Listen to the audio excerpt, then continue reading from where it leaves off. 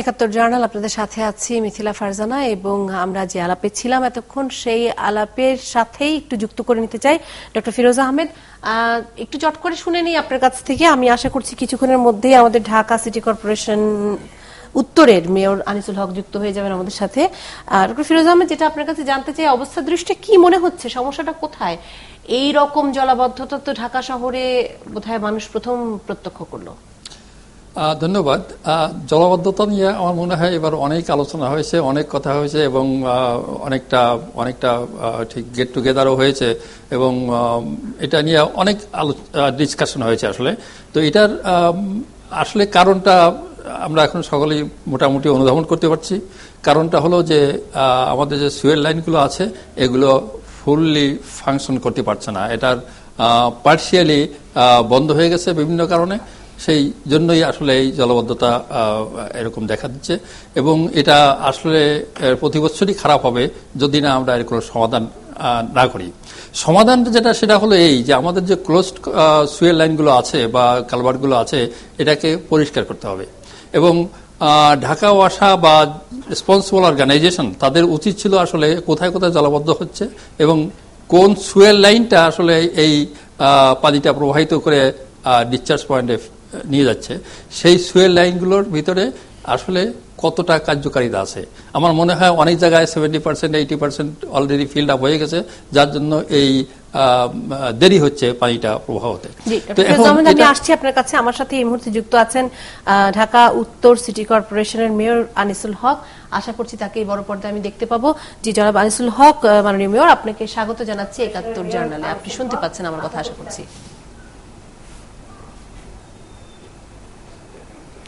আমি শুনতে পাচ্ছি মিথিলা, আপনাকে প্রথমে শুভেচ্ছা জানাচ্ছি একাত্তর জার্নালে। কিন্তু আসলে শুভেচ্ছা জানানোর মতন অবস্থায় ঢাকাবাসী হয়তো নেই, কারণ গতকালকে সবারই মোটামুটি ঢাকা শহরকে ভেনিস ভাবার একটা সুযোগ হয়েছে 4-5 ঘন্টা সময় ধরে। তো আমরা এইভাবে আসলে ভেনিস ভাবতে চাই না ঢাকা শহরকে। তো সেই জন্য আপনাদেরই দ্বারস্থ হতে হবে যারা আমাদের নবনির্বাচিত মেয়ররা আছেন। আপনারা কি বুঝতে পারলেন সমস্যার সুরাহা কি করে হবে বা সমস্যার মূল কারণটি বা কোথায়? মাননীয় মেয়র। মিথিলা, ধন্যবাদ। আপনি অনেক সুন্দর করে এবং অনেক সুইটলি বলেছেন। আমরা এর চেয়ে অনেক কঠিন কথা শুনছি এবং আমাদের যারা এখানে আজকে আলোচনা করছেন তারাও অনেক সহৃদয়ের সঙ্গে অনেক নরম করে বলছেন। আমি যদি আজকে ওই জায়গায় থাকতাম আমি বোধহয় আরো অনেক বেশি কঠিন করে বলতাম। আমাকে 2 মিনিট সময় দেবেন। প্রথমত আমি বলতে চাই, আমি মেয়র হিসেবে ঢাকাবাসীর কাছে আমার যতটুকুই সরাসরি দায়িত্ব হোক না কেন, আমি ঢাকাবাসীর কাছে দুঃখ প্রকাশ করছি, কারণ আমি দেখেছি যে গতকাল কি ঘটেছে। এটা অনভিপ্রেত এবং প্রত্যেকে কষ্ট পেয়েছেন। কিন্তু আমি আপনার জায়গায় থাকার বা ওখানে বসার যখন সময় ছিল তখন আমি অনেক কিছু জানতাম না। আজকে এই 3.5 মাসে আমার আরেকটি আগে কাস্টমার ছিল, এখন অ্যাক্টর হয়েছি, সুতরাং আরো একটু বেশি আমার জ্ঞানে এসছে। এখানে ফিরোজ আহমেদ সাহেব যেটি বলছিলেন, সহজ করে বলি, গতকাল বৃষ্টি হয়েছে প্রায় 41 মিলিমিটারের মতো, আর যেটি 15 মিলিমিটার থেকে 20 মিলিমিটার হয় স্বাভাবিকভাবে। এবং যেহেতু বন্যার সময় চারিদিকের পানি নদীগুলোতে বা খালগুলোতে একটু বেড়ে গেছে, সে কারণে বোধহয় এর প্রভাব আরো বেশি হয়েছে।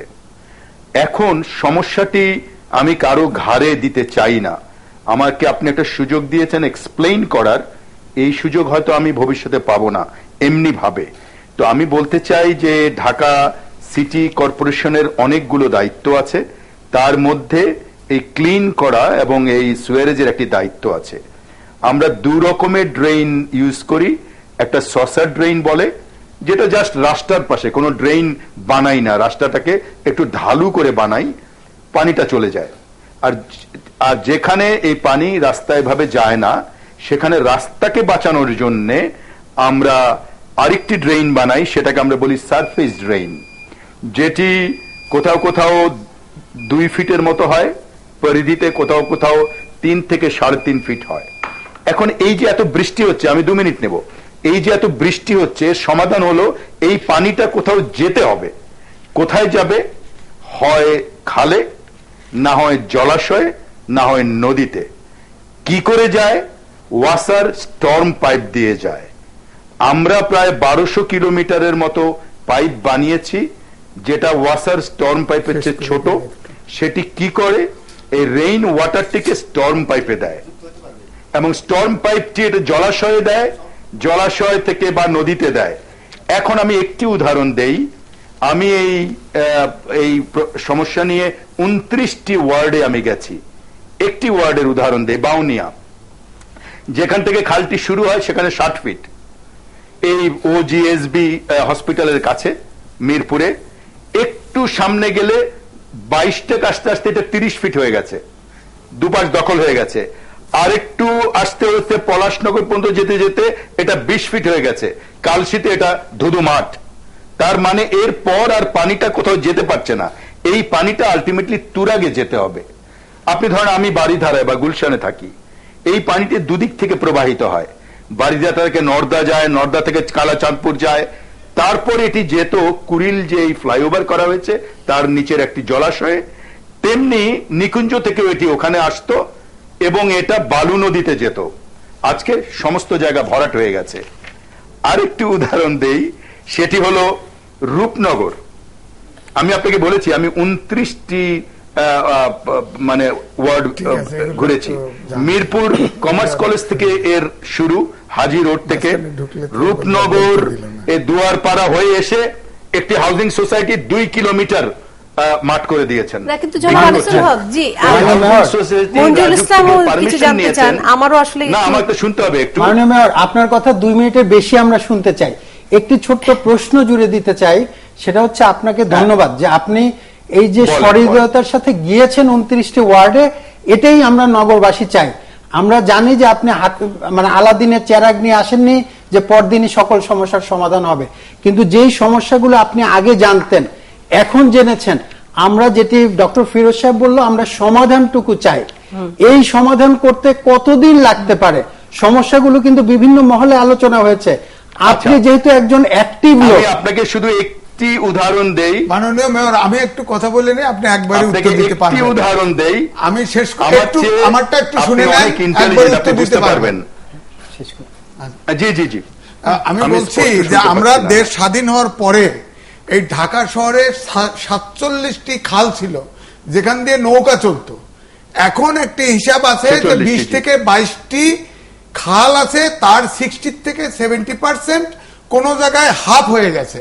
তো আপনার তো মেয়রের ক্ষমতা নেই এই খালগুলো উদ্ধার করা অথবা পুনর্খনন করা। আপনি বলেছেন সুয়েরেজ লাইন যদি ক্লিনও করেন, এই পানি যাবে কোথায়? কারণ চারপাশের যে নদী, এই নদীও তো দখল হয়ে গেছে, খাল নাই। তা আপনার 56টা সংস্থা 7টা মন্ত্রণালয়ের অধীনে আছে, যার উপরে আপনার কোনো নিয়ন্ত্রণ নাই। সুতরাং আমি তো মনে করছি আপনার পক্ষে এই সমস্যার সমাধান করা সম্ভব নয়। বা মন্ত্রণালয় বা অন্যান্য সংস্থা যদি কাজও করে, যারা আসলে এই জমি দখল করে রেখেছেন জনাব এম এ আজিজ, তাদের প্রত্যেকেই এত পরাক্রমশালী বলে আমরা শুনি যে এটি আসলে কোন সরকারই এসে উচ্ছেদ করতে পারে না। আমি একটু উত্তরগুলো শুনি না। এই সরকার একটা ড্যাব করেছিল, সেখানে বলা ছিল কতটুকু জলাশয় থাকবে, কতটুকু ওয়াটার থাকবে, কতটুকু এইটা থাকবে। এখন যারা হাউজিং করছে চারপাশে ঘিরে ফেলছে, এই যে মাফিয়া, এদেরকে তো সরকারও তো কিছু করতে পারছে না। আপনি মেয়র, আপনার ক্ষমতা নাই, আপনি কি করবেন? একটু শুনতে হবে, জনাব এম এ আজিজ একটু শুনে নিন। এখন যানজট, এটাও সমাধান করা আপনার ক্ষমতা নাই, আপনি কি করবেন? মিথিলা, আপনি আমার অনেক উপকার করেছেন আজকে। আপনি আমার অনেক উপকার করেছেন। আমার প্রত্যেকটি উত্তর আমার শ্রদ্ধেয় 43টি খাল ছিল, 26টি খালের কোন নমুনা নেই। খাল মেয়র চাইলেও টাচ করতে পারে না, কারণ খালের মালিক হলো ডিসি এবং খালকে রক্ষণাবেক্ষণ করে ওয়াসা। আমি যদি ওখানে 1000 টাকা খরচ করি, দুদকে আমার নামে কেস হবে, আজকে না হলেও 5 বছর পরে। কিন্তু তাই বলে আমরা কিন্তু এত নিরাশ হতে চাই না। আমাদেরকে আপনারা নির্বাচিত করেছেন, আমরা প্রচন্ড প্রেসার ক্রিয়েট করছি। আপনি উত্তরের কথা শুনেছেন যে মানুষকে এর সঙ্গে সমন্বিত হতে হবে, গভর্নমেন্ট, একটা সিটি গভর্নমেন্ট না হোক, উত্তরের মেয়র যে সেমিনার করেছিলেন সেখানে একটি আমব্রেলা অর্গানাইজেশনের কথা এসছে। আমরা যে 1200 কিলোমিটার খাল আছে তার অর্ধেক বন্ধ হয়ে গেছে। কে বন্ধ করেছে? আমরাই কিন্তু বন্ধ করেছি, আমরাই ওখানে ময়লা ফেলি। এটা চাইলেই এই 3000 লোক এক বছরও পরিষ্কার করতে পারবে না, এটাই রিয়েলিটি। 3.5 মাস পরে আমি দায়িত্ব নিচ্ছি ঠিকই, কিন্তু রিয়েলিটি হলো যদি মানুষ আজকে সবাই সচেতন না হন তাহলে এটা সম্ভব হবে না। এখন এইগুলোর সমাধান কি তাই বলেন? এবং মানুষ সচেতন হয়ে কি আসলে খাল পুনরুদ্ধার করা যাবে? আমি কেন আশাবাদী, আমি আপনাকে বলছি, প্রথম সমাধান হলো সরকারের উপর আমরা প্রচন্ড প্রেসার দিচ্ছি, খাল খনন করতে হবে, জলাশয় উদ্ধার করতে হবে। যার দায়িত্ব তার সঙ্গে আমরা কথা বলছি। আমি চাইলেও করতে পারবো না, কারণ আমার সেই অথরিটি নেই। তারপর হলো যে ড্যাবের কথা আপনি বলছেন, প্রচন্ড ভাবে আমাদের মানে বাধ্য করতে হবে যে আমাদের খালের উপর দিয়ে যেতে পারবে না, আমাদের নদী নষ্ট করতে পারবে না। তা না হলে আমরা তো দায়িত্ব নিয়েছি ঠিকই। আমি গত 3 মাসে 300 বিশেষজ্ঞের সঙ্গে চেষ্টা করেছি যে আমাদের একটা কিছু বলেন যে 1 মাসের মধ্যে কি হলে, মেয়র কি করলে সলভ হবে। আচ্ছা, মাননীয় মেয়র মহোদয়, এখানে প্রশ্ন আছে, সেটা হচ্ছে কত দিনে হবে? আমি মনে করি ঢাকা, এই যে আমি যেই এলাকায়, উত্তরা এবং ইত্যাদি এলাকায় এই সমস্যার সমাধান 2 বছরের মধ্যে হবে, কারণ আমরা নতুন করে ড্রেনেজের ব্যবস্থা নিচ্ছি। আমার কাউন্সিলরদের বলেছি। আমি যেটা বলতে চাইছি সেটা হচ্ছে এই যে আসলে আপনার কাউন্সিলর আছে, তো কাউন্সিলর যিনি আছেন উনি অবশ্যই জানেন যদি খাল দখল হয়ে থাকে, কে দখল করেছে, কতটুকু দখল করেছে, ওনার কাছ থেকে ইনফরমেশনটা সংগ্রহ করা যায়। যদি দখল হয়ে থাকে উনি আপনাকে না, আমি যেটা বলছি সেটা হচ্ছে যে আপনার কাউন্সিলর আছে, ওয়ার্ড কমিশনার আছেন, এখন যে খালটা দখল হয়েছে, কারা দখল করেছে, কতটুকু দখল হয়েছে, নিশ্চয়ই ওনারা জানেন। তো এখান থেকে ইনফরমেশনটা দিয়ে আপনি নিশ্চয়ই এটাকে যদি দখলমুক্ত করতে পারেন তাহলে খালগুলো দখলমুক্ত হয়। আর একটা কাজ করার দরকার, সেটা হচ্ছে ওয়াসার দায়িত্ব, সেটা হলো যে তাদের যে কালভার্টগুলো আছে বা যে ড্রেনেজ লাইনগুলো আছে যেগুলো আংশিক বন্ধ হয়ে গেছে বা আংশিক ফাংশনাল আছে, ওগুলোকে আসলে পরিষ্কার করা। এটা একটা দ্রুহ কাজ, বা আসলে আমাদের দেশে সবাই নতুন প্রজেক্ট করতে উৎসাহী, কিন্তু মেইনটেনেন্সের ব্যাপারে কেউ মাথা খাওয়ায় না। এই কালভার্টগুলো আজ থেকে প্রায় 12 বছর আগে তৈরি হয়েছিল, এর ভিতরে কেউই মনে হয় এটা পরিষ্কার করেন নাই। সুতরাং এটা যদি পরিষ্কার করা হয় আমার মনে হয় যানজট থাকবে না।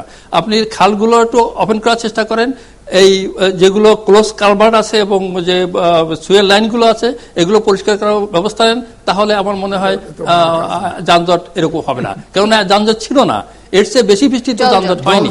সুতরাং সেই অবস্থায় আমাদের ফিরে যেতে হবে। আপনি একদম সত্যি কথা বলেছেন স্যার, একদম কারেক্টলি বলেছেন। যদিও আমার পারভিউতে পড়ে না, মানে আমি সরাসরি চাইলেও সেখানে কাজ করতে পারবো না, কারণ ওটা অন্য একটি সংস্থার দায়িত্ব। তবে আমরা প্রতিদিনই তাদের উপর প্রেসার ক্রিয়েট করি। আরেকটি জিনিস আমি শেষ করতে পারিনি বলে, সেটি হলো যে আমরা কাউন্সিলরদের সঙ্গে প্রতিনিয়ত এটি নিয়ে কথা বলছি। আমি একটি প্রোগ্রাম নিয়েছি, যেটি শুরু করেছি, যে প্রত্যেক এলাকায় সে এলাকার সম্মানিত কাউন্সিলর ছাড়াও যারা সিভিল সোসাইটি আছেন তাদের সঙ্গে 500 করে এক একটা ওয়ার্ডে কথা বলবো, শুধু এটি নিয়ে না, সর্বকিছু নিয়ে। কারণ আমাদের যে প্রবলেম দাঁড়িয়েছে সেটি আমাদের সিভিল সোসাইটি থেকেও আসছে। আমি প্রতিদিনই কিছু না কিছু ফেলছি, কেয়ার করছি না। তো সবাই মিলে যদি কাজটা করি, দায়িত্ব আমাদের, ক্ষমতা যতটুকু থাকুক, দায়িত্ব নিয়ে আমরা চেষ্টা করব। আমি বলেছি যে আমার এই এলাকায় হয়তো 2 বছরের মধ্যে হবে, অন্য এলাকাও 2 বছর থেকে 3 বছরের মধ্যে আমরা একটি ভালো সমাধান আপনাদের দিতে পারবো, সে লক্ষ্যে আমরা কাজ করছি। অনেক ধন্যবাদ মাননীয় মেয়র। আমার মনে হয় যে আমরা মোটামুটি সব প্রশ্নই করেছি। অনেক ধন্যবাদ আপনাকে আমাদের সাথে যুক্ত হওয়ার জন্য এবং আমাদেরকে সময় দেওয়ার জন্য। এবং ডক্টর ফিরোজ আহমেদ, আপনাকে অনেক ধন্যবাদ, আমাদেরকে সময় দিয়েছেন, 71 জার্নালে অংশ নিয়েছেন, এবং আপনাদের দুজনকে শুভেচ্ছা জানাচ্ছি। আর একটা বিরতির সময় হয়েছে, বিরতি নিয়ে ফেরত আসছি।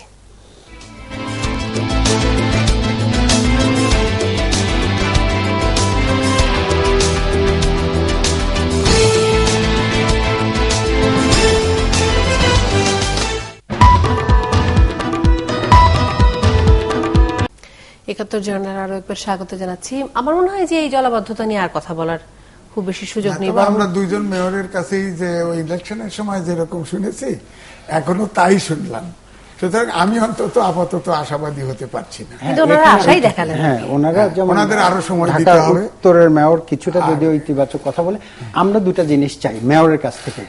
আমি ছোট করে বলি, মেয়রের কাছ থেকে আমরা মূলত চাই নাগরিকদের দুর্দশাটা তারা যেন অনুধাবন করে উদ্যোগটি নেন। তারা সমাধান যে করতে পারবেন না এটা তো আমরা জানি, এবং রাতারাতি পারবেন না এটাও আমরা জানি। ফলে অন্তত প্রক্রিয়াটা শুরু হোক সমাধানের। এক, আর এখান দিয়ে আমরা ব্যক্তিগতভাবে আমার প্রত্যাশা মেয়রদের কাছ থেকে আমাদের ভয়েস হিসেবে তারা সরকারের যারা যারা নীতি নির্ধারক, যেই 54টি সংস্থার অজুহাত 56 সংস্থার অজুহাত আমরা দেখি, তারা সমন্বয়কারীর দায়িত্বটি পালন করুন যাতে সমস্যাটি সমাধানের জন্য। এইটুক করলেই আমি মনে করি যদি সমস্যাকে ডায়াগনোসিস করা যায় অর্ধেক সমাধানের পথে আগানো যায়। আর আমি এই অনুষ্ঠানের মাধ্যমে শেষ পর্যন্ত আমাদের শেষ ভরসা মাননীয় প্রধানমন্ত্রী এবং যারা সর্বোচ্চ নীতি নির্ধারক তাদেরকে বলতে চাইব, আমরা অর্থনৈতিকভাবে যেখানে এগিয়ে যাচ্ছি সেই জায়গাটায় আমাদের এই রাজধানী কিন্তু আমাদের অর্থনীতির প্রাণকেন্দ্র, বিশ্বের একেবারে শোকেস। যদি বলি আমাদের শোকেসটি যদি ঝাপসা থাকে তাহলে আমাদের দেশের চিত্রটি ভালো দেখা যায় না। এই জন্য আমাদের পরিকল্পনা বাস্তবায়নের পথে যারাই বাধাগ্রস্ত হন তাদেরকে উপড়ে ফেলতে হবে, সমাধান করতে হবে। যে শোকেসটি ঝাপসা না, অত্যন্ত পরিষ্কার এবং সেটি অত্যন্ত কদাকার সেটা আমি একটু মার্জিত ভাবে বলার চেষ্টা করি। আমি মঞ্জু সাহেবের সাথে অ্যাড করছি, ক্ষমতা যেখানে সেখানেই পলিটিক্যাল উইল লাগবে। মেয়রের পক্ষে সমস্যার সমাধান করা সম্ভব না, বা ওই 56টা অর্গানাইজেশনের পক্ষেও সম্ভব না। ক্ষমতা যেখানে, যার ইচ্ছায় কাজ হবে তিনি চাইলেই সমাধান যদি সম্ভব হয়, তারপরেও কঠিন, তিনি চাইলে হয়তো কত দূর আগানো যাবে। তবে নগরে কয়েকটা দুর্ভোগ যে ছিল একেবারে উল্লেখ না করলে না। আপনি যে রাস্তায় দেখেন যে গাড়িগুলো যাচ্ছে খাদে পড়ে যাচ্ছে। আমাদের এখানে অনুষ্ঠানে আলোচনা হয়েছে গত 1 বছর ধরে উন্নয়নের পাশাপাশি আমরা জনদুর্ভোগ যে পরিমাণ চলছে এই ব্যাপারে কেউ নজর দিচ্ছেন না। কারণ পৃথিবীর সর্বত্র উন্নয়ন হয়, বাংলাদেশেও হতে হবে। উন্নয়ন যখন হবে বিকল্প রাস্তাটি চলার উপযোগী থাকতে হবে। বাংলাদেশ আপনি জানেন যে মগবাজার চৌরাস্তার কথাই বলেন আর যে কোনো জায়গায় হোক, ফ্লাইওভারের নিচে প্রতিটা জায়গায় একটা পাহাড় পর্বতের মতো পরিস্থিতি হয়ে আছে, সেখানে গাড়ি তো দূরের কথা, ঠেলা গাড়ি চলার কোনো ব্যবস্থা নেই। আপনারা হয়তো আমার সাথে একমত হবেন, আমি জানি না, এই আলাপে না বলে পারছি না। সেটা হচ্ছে ঢাকা শহরের কোন রাস্তার অবস্থায় এখন আর চলার উপযোগী নয়।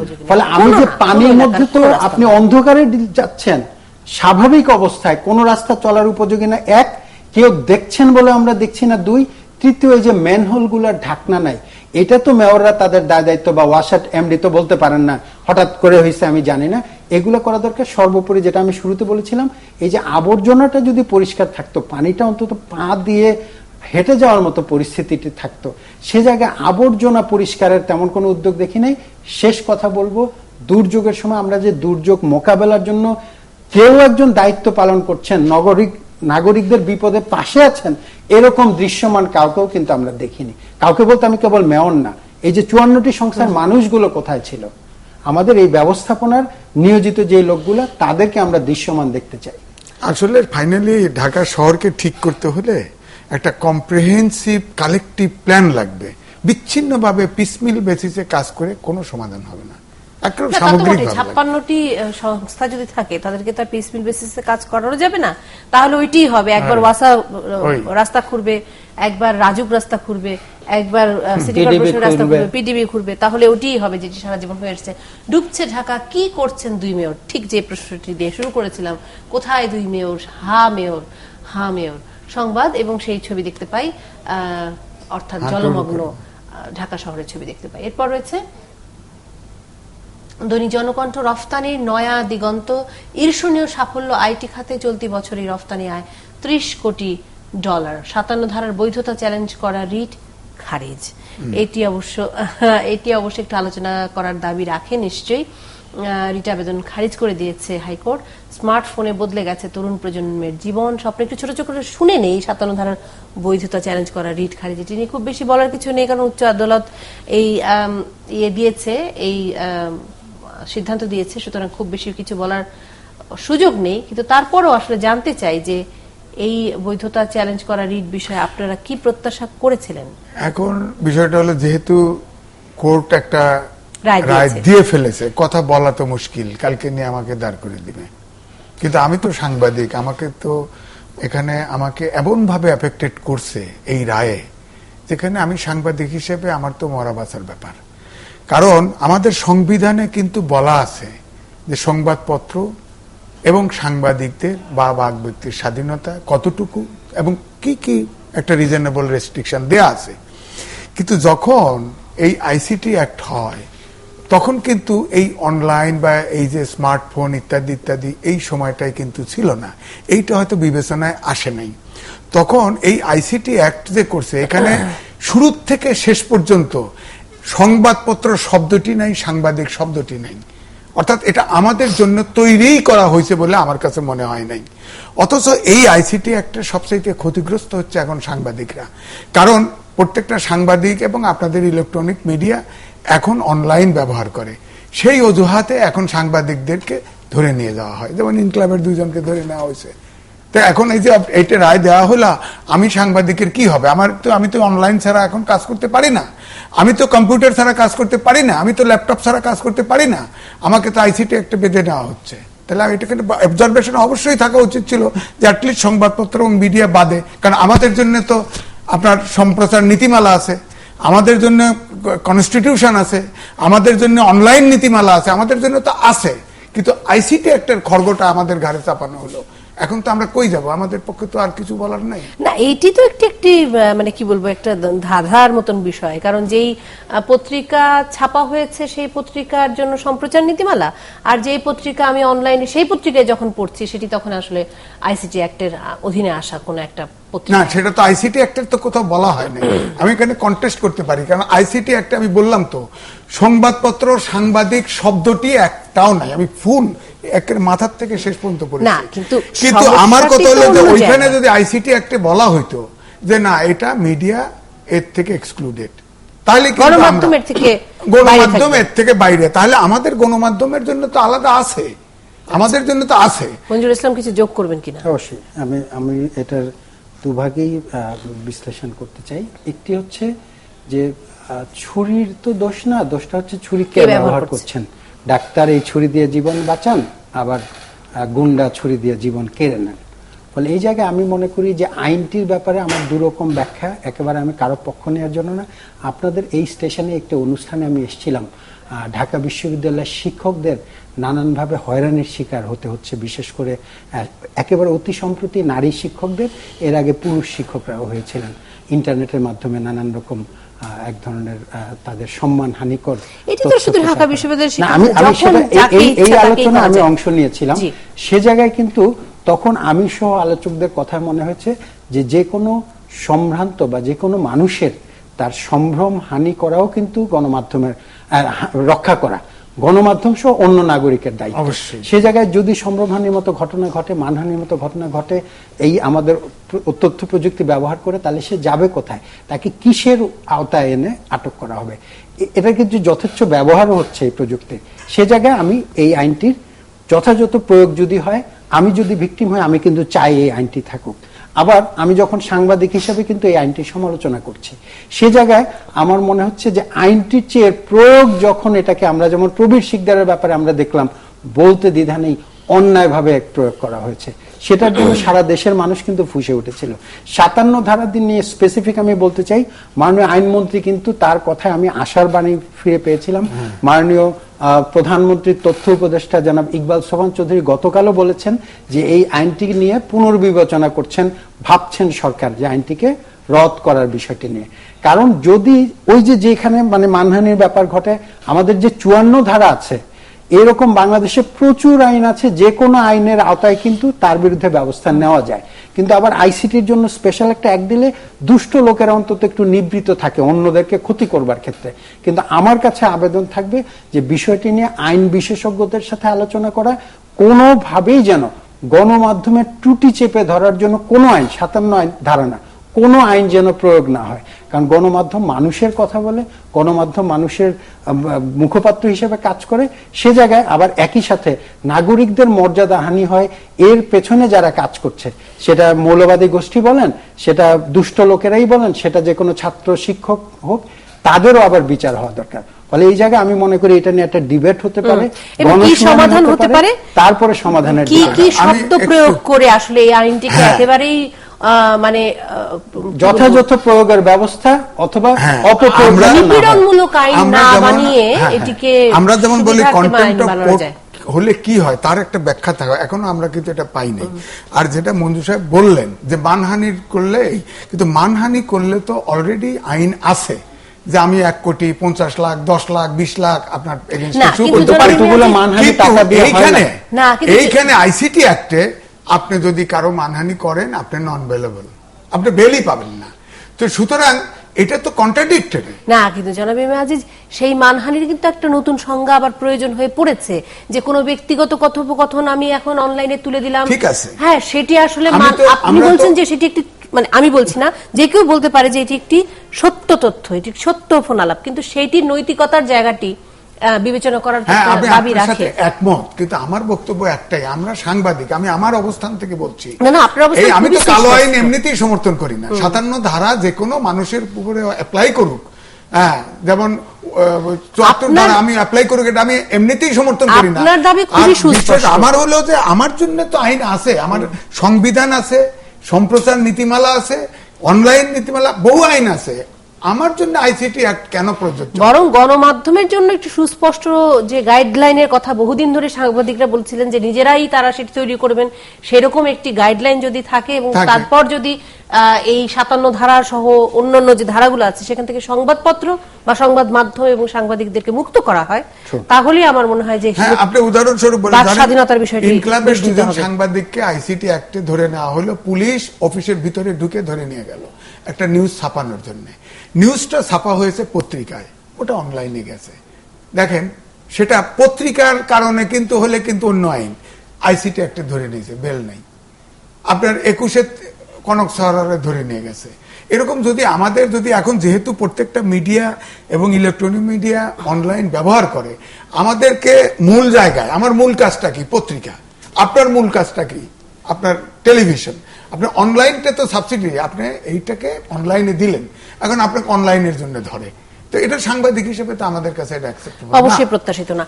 একটু চট করে 2-1টা পত্রিকা দেখে আমি বিরতিতে একটু যাই, কারণ বিরতিতে যাওয়ার আগে প্রথম আলো হলমার্ক নন ফান্ডেড অংশের অনুসন্ধানে দুদকের দল গুলিবিদ্ধ যুবলীগ নেতা রাজীব মারা গেছেন। খুনিদের ফেরাতে আশ্রয়দাতারা সহযোগিতা করছে না। প্রধানমন্ত্রী খুবই গুরুত্বপূর্ণ একটি কথা আমার মনে হয়, যে এতদিন পর্যন্ত আমরা অনেকদিন ধরেই জানতে চাচ্ছিলাম যে বিশেষ করে যুক্তরাষ্ট্রে যিনি আছেন রাশেদ চৌধুরী, কানাডায় আছেন খুব সম্ভবত নূর চৌধুরী, তাদেরকে ফেরত আনার ব্যাপারে কি হচ্ছে সেটি আমরা জানতে চাই। কানাডা যদিও জানিয়ে দিয়েছে যে তারা যতক্ষণ পর্যন্ত মৃত্যুদণ্ডাদেশ প্রত্যাখ্যান করা হবে ততক্ষণ পর্যন্ত তারা পাঠাবেন না। ছাত্রলীগের ছেলেদের শাস্তি দেওয়া অন্যায়, জাফর ইকবাল, আমি এই প্রসঙ্গটিতে একটু আসতে চাই, ঠিক এই জায়গাটিতে আমি শেষ করছি। ছাত্রলীগের ছেলেদের শাস্তি দেওয়া অন্যায়, জাফর ইকবাল, প্রথম আলোর খবর, এবং সেই খবরে ফেরত আসছি ৭১ জানুয়ারি বিরতির পর।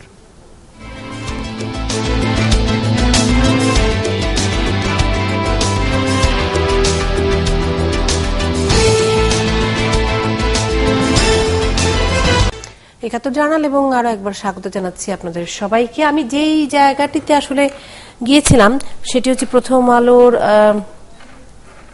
একটি খবর, ছাত্রলীগের ছেলেদের শাস্তি দেওয়া অন্যায়।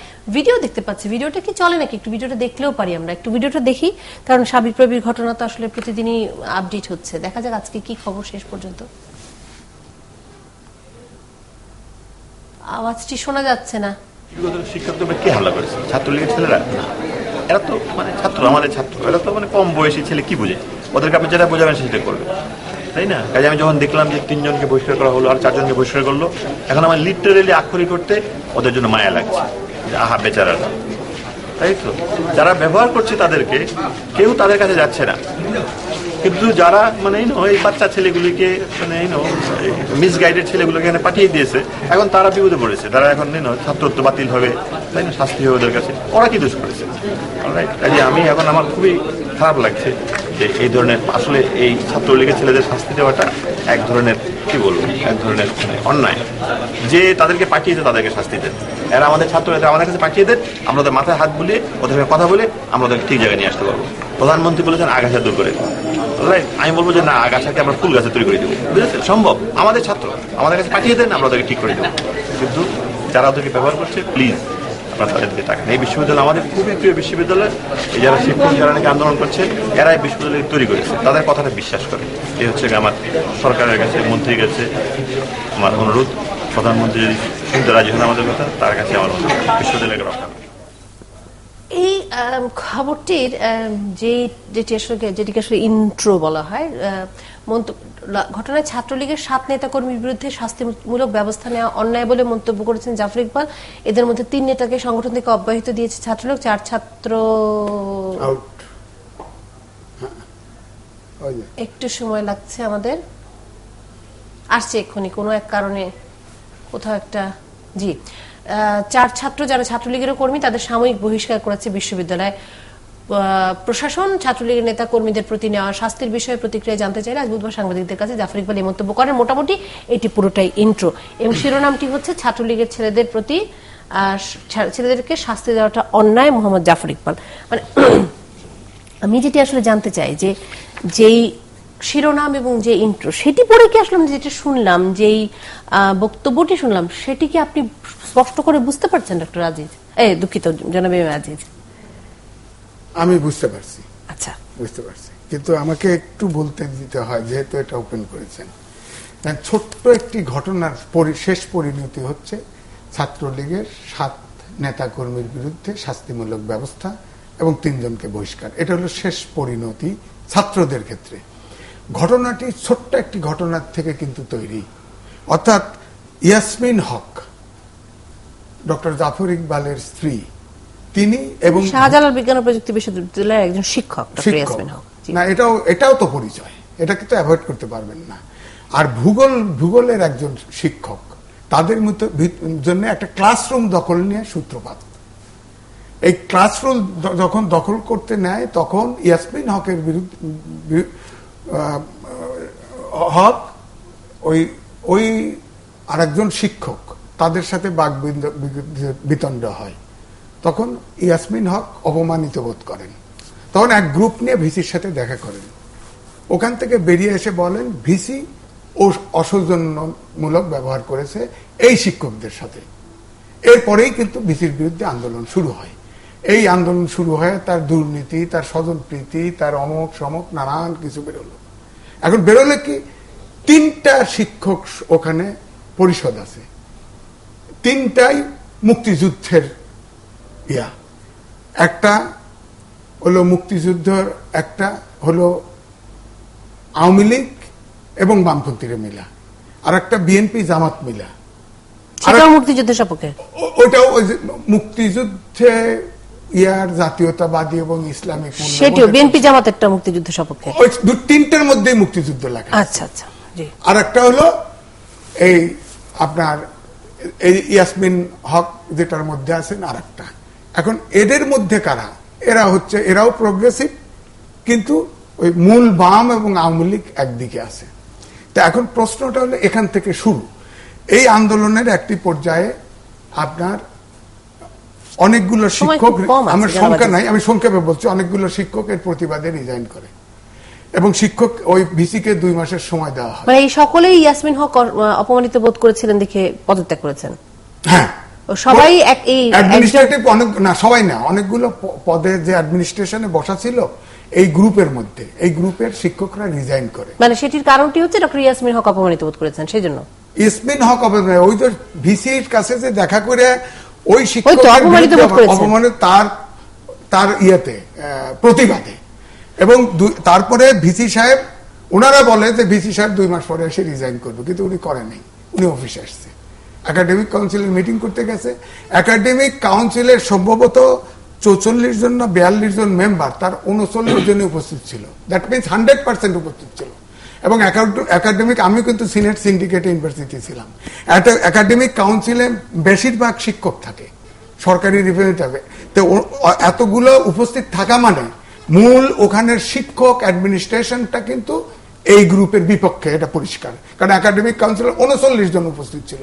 ধরা যায় 2-1 জন, কেউ অসুস্থ থাকতে পারে, কেউ ছুটিতে থাকতে পারে, তাহলে চিন্তা করেন কত পার্সেন্ট উপস্থিত ছিল। এরপরে যেদিন এই একাডেমিক কাউন্সিলের মিটিং হতে নাই, ওই জায়গায় যায় তো আপনারা জানেন, আপনারা ছাপাইছেন, সবাই দেখছেন, শিক্ষকরা যায় তা বাধা দিছে। তার আগে এটা শুনে ছাত্ররা যায় আগেই পজিশন নিছে। এখন প্রশ্ন হচ্ছে, ছাত্র তো এখানে যাওয়া উচিত ছিল না। ছাত্রদের কি এখানে শিক্ষকের সমস্যা, শিক্ষকদের ভিতরের সমস্যা, ইউনিভার্সিটির সমস্যা শিক্ষক লেভেলে, অ্যাডমিনিস্ট্রেশন লেভেলে। এখানে ছাত্রলীগ কেন গেল, ছাত্রলীগের ছেলেরা কেন গেল? এই ছাত্রলীগের ছেলেরা যাওয়া এটা মোটেই উচিত হয় নাই। এবং শিক্ষকরা যখন ভিসিকে আটকাইছে তখন ছাত্ররা তাদেরকে ধাক্কা দিয়ে ভিসিকে ঢুকাই দিছে। এখন ছাত্রলীগ, এখন প্রশ্ন দেখেন,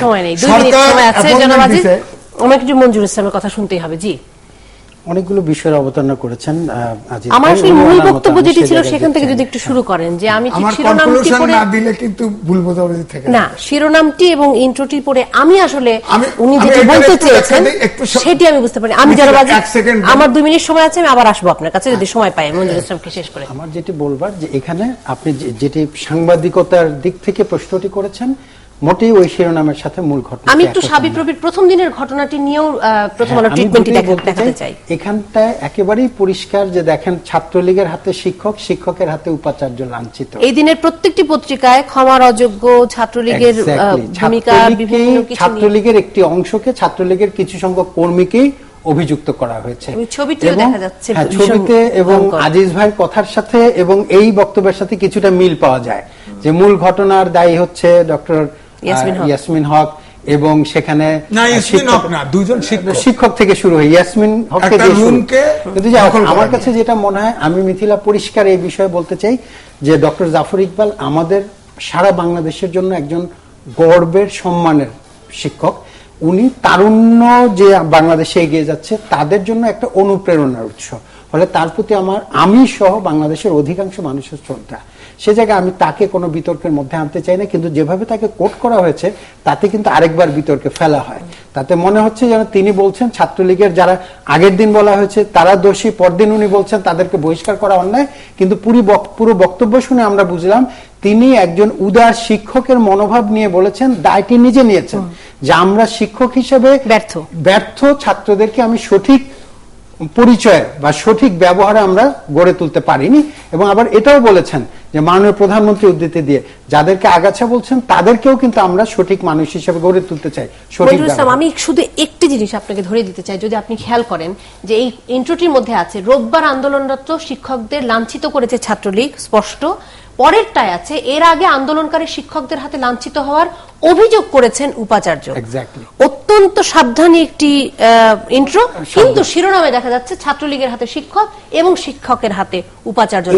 এই যে বললাম, এই জায়গা দিয়ে আমাদেরকে বিভ্রান্ত করে সাধারণ মানুষের কাছে। আমরা যে বিশ্ববিদ্যালয় আমাদের জ্ঞান বিজ্ঞানের আধার, তার সম্পর্কে একটা খুবই বাজে ধারণা জন্ম নেয়। কিন্তু আমরা এর মধ্যেই কিন্তু আমরা জানি নানান রকম যে লাঞ্ছিত হওয়ার প্রমাণ নেই এবং তারাও কোনো প্রমাণ পাননি, সেটি শিরোনামে এসছে। এবং আবার পরদিনের বক্তব্যটা মিসকোট করা, ওই যে এখানে মানে ময়লা ফেলিবেন না, কমাটা কোথায় দেওয়া হলো, না ফেললে 50 টাকা জরিমানা, বিষয়টা এরকম। ফলে আমি আশা করব যে আমাদের গণমাধ্যমের দায়িত্ব, বিশ্ববিদ্যালয় একটি সম্মানের জায়গা, সেখানকার শিক্ষক, ছাত্র এবং প্রশাসন, সেই জায়গাগুলো যে আমরা যথাযথভাবে নিয়ে আসি।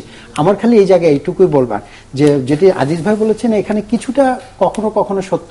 শিক্ষকরা কখনো কখনো রাজনীতিতে ব্যস্ত থাকেন, সেই রাজনীতি যদি তাদের পেশার অধিকার নিয়ে হয় তাহলে আমি নাগরিক হিসেবে সমর্থন করি, কিন্তু অনেক সময় দলবাজির কারণেও হয়। দুঃখজনকভাবে মিথিলা আমাকে বলতেই হবে, যে কোনো প্রক্রিয়ার মধ্য দিয়ে উপাচার্য নিয়োগ করা হয়, যেভাবেই হোক, স্বচ্ছ বা অস্বচ্ছ প্রক্রিয়া, উপাচার্য নিয়োগ হবার পরে বাকি শিক্ষকদের একটি বড় অংশ তাকে ব্যর্থ করার জন্য যেমন ব্যস্ত থাকেন, আবার উপাচার্যরও তার দায়টা কিন্তু তিনি শিক্ষক থেকে হন, তো তিনি যে সকলকে মিলেমিশে নেতৃত্ব প্রমাণ করবেন সেই জায়গায় অনেক সময় ব্যর্থতা আমরা দেখি। ফলে এই জায়গার মধ্য দিয়ে আমরা চাই শিক্ষকের মর্যাদা থাক এবং ছাত্ররা যেন ছাত্রত্ব নিয়ে ব্যস্ত থাকে, শিক্ষকরা শিক্ষকতা নিয়ে, এটাই আমরা চাই।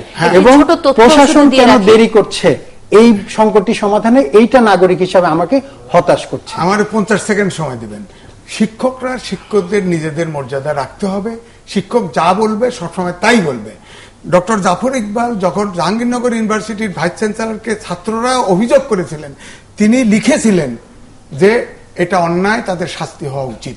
ঠিক তার ক্ষেত্রে এসে সে উল্টা বলছে। কিন্তু কারণ যখন এই ছাত্রলীগের ইয়েতে মানে এখানে এসে যখন ছাত্রলীগ আপনি 50 সেকেন্ডে একেবারে এই প্রসঙ্গটি তুলবেন না, কারণ আপনি যে দুটো তথ্য দিলেন সে দুটো তথ্যই বিভ্রান্তিমূলক। আমি আপনি যেটি কথা বললেন জাহাঙ্গীরনগর, জাহাঙ্গীরনগর ইউনিভার্সিটিতে উনি তো দিছিল যে ছাত্রলীগের ওখানে ছাত্ররা জাহাঙ্গীরনগর ইউনিভার্সিটি ভিসিকে ঘেরাও করছিল, সেখানে উনি লিখেছেন এটা অন্যায় এবং তাদের বিরুদ্ধে ব্যবস্থা নেওয়া উচিত। তো এখানে ছাত্রলীগের বিরুদ্ধে ব্যবস্থা নিতে অসুবিধা কোথায় হয়েছে? ঘটনা দুটো প্রেক্ষিত ভিন্ন। জনাব এমএজি, যেটা 50 সেকেন্ডে আলোচনার বিষয় নয়। আমি শুধু একটি বিষয় শুধু তথ্য হিসেবে জুড়ে দিতে চাই। যে ছবিটি আমরা এই মুহূর্তে দেখতে পাচ্ছি প্রথম আলো বরাত দিয়ে, এই ছবিটির একটি ব্যাখ্যা দিয়েছেন ডক্টর ইয়াসমিন হক। তার কোনো ফেসবুক পেজ নেই, তিনি বিভিন্নভাবে ব্যাখ্যা দিয়েছেন যে তিনি আঙুল তুলে কথা বলেন, সেটি তার একটি বদভ্যাস। তিনি স্বীকার করেছেন, বলেছেন যে এখানে এই পুলিশ সদস্য যাকে দেখা যাচ্ছে ওনারা এবং তার মহিলা পুলিশ সদস্য যারা আছেন তারা ওনাকে ভীষণভাবে সাহায্য করেছেন এবং তাদের সম্মান রক্ষার জন্য তিনি এই ব্যাখ্যাটি দেওয়া খুব জরুরি মনে করছেন, কারণ তারা না থাকলে সেই দিন তার আসলে আরো দুরবস্থা হতে পারত বলে তিনি জানিয়েছেন।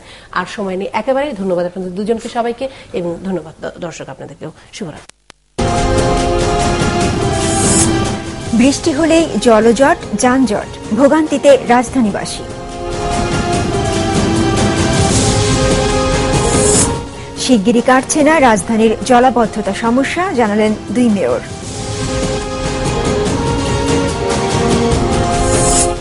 বঙ্গবন্ধুর খুনিদের ফেরতে যুক্তরাষ্ট্র ও কানাডা গড়িমসি করছে, অভিযোগ প্রধানমন্ত্রীর। শাহজালালের উপাচার্যের পদত্যাগের দাবিতে অনড় শিক্ষকরা।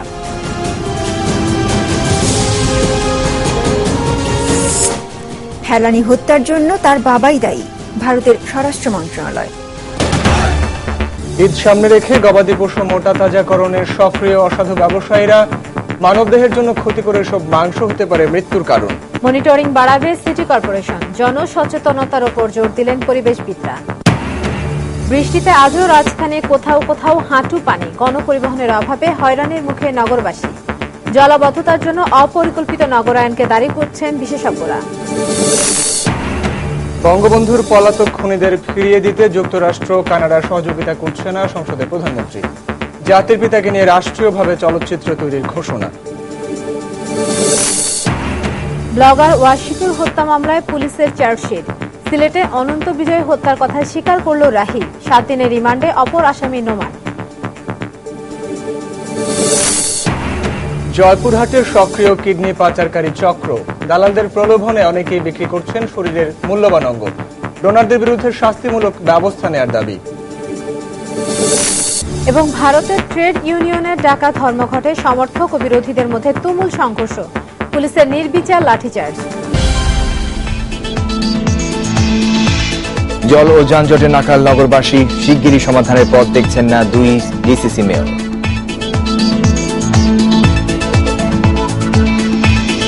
বঙ্গবন্ধুর 5 খুনির অবস্থান নিশ্চিত, ফেরাতে মিলছে না সহযোগিতা, জানালেন প্রধানমন্ত্রী। গ্যাস বিদ্যুতের দাম বৃদ্ধির প্রতিবাদে শনিবার বিক্ষোভ সমাবেশে ডাক দিয়েছে বিএনপি।